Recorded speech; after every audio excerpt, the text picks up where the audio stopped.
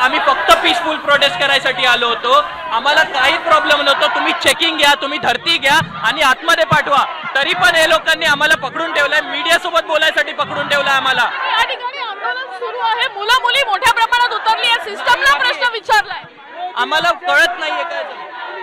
एका वॉकिंग सिव्हिलियनला उचललंय। आता मी काय बोलू सांगा, एक सिव्हिलियन आतमध्ये आहे, ती फक्त जात होती, तिला उचललं कारण रस्त्यावर आली ती म्हणून।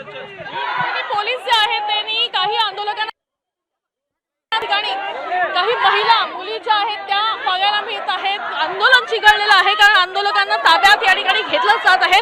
पोलिसांचा मोठा बंदोबस्त या ठिकाणी तैनात लावलेला आहे। धर्मेंद्र प्रधान यांच्या राजीनाम्याची मागणी वारंवार केली जात आहे कारण मुलांच्या शिक्षणाचा प्रश्न आहे, वारंवार शिक्षणाबद्दलचे प्रश्न उपस्थित केले जातात सिस्टमचे, त्या निमित्तानं खरं तर हा प्रोटेस्ट आहे। आणि आपण बघतोय की या ठिकाणी हे आंदोलन जे आहे, हा मोर्चा जो आहे तो